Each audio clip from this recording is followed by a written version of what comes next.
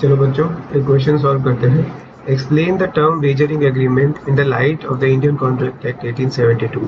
सो सबसे पहले तो ऐसा पूछा है कि वेजरिंग एग्रीमेंट क्या है। इंडियन कॉन्ट्रैक्ट एक्ट 1872 के हिसाब से वेजरिंग एग्रीमेंट क्या होता है वो समझाना है।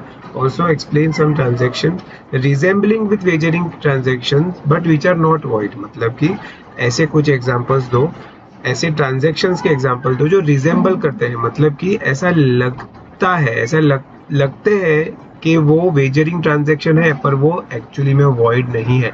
लगते हैं मतलब कि ऐसा धोखा हो सकता है किसी को कि ये वेजरिंग ट्रांजैक्शन है पर वो एक्चुअली में वेजरिंग ट्रांजैक्शन नहीं है, वो वॉइड नहीं है। ऐसे एग्जाम्पल्स दो क्वेश्चन पूछे। सबसे पहला क्वेश्चन पूछा है कि वेजरिंग एग्रीमेंट क्या है वो एक्सप्लेन करना है।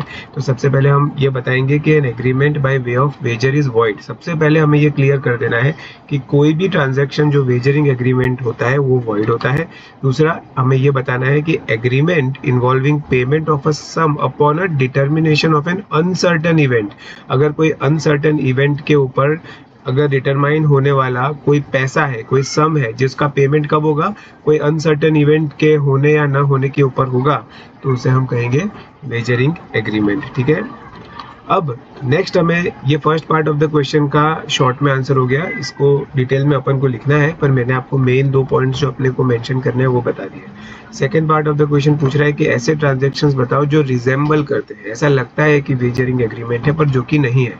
तो transactions resembling wagering transactions but which are not void, वो वॉइड नहीं है, क्योंकि हमने अभी भी क्या देखा कि वेजरिंग एग्रीमेंट होता तो वॉइड होता है, पर ये वो ट्रांजैक्शंस है जो रिजेंबल करते हैं, ऐसा लगता है कि वेजरिंग ट्रांजैक्शन है पर वो वॉइड नहीं है, क्योंकि वो एक्चुअली में वेजरिंग ट्रांजैक्शन नहीं है। जैसे कि चिट फंड हो गया, कॉमर्शियल ट्रांजैक्शन या फिर शेयर मार्केट के ट्रांजैक्शंस हो गए। गेम ऑफ स्किल मतलब जैसे कोई फुटबॉल है, चेस है, क्रिकेट है, जहाँ पर स्किल इन्वॉल्व है, ठीक है ना, क्रॉसवर्ड पजल है, कॉन्ट्रैक्ट ऑफ इंश्योरेंस, ये सब के सब जो कॉन्ट्रैक्ट्स, ये सब के सब जो ट्रांजैक्शंस हैं वो रिजेंबल करते हैं, ऐसा लगता है कि वो वेजरिंग एग्रीमेंट है पर वो वेजरिंग एग्रीमेंट नहीं है, क्योंकि वो and since they are not wagering agreement they are also not void.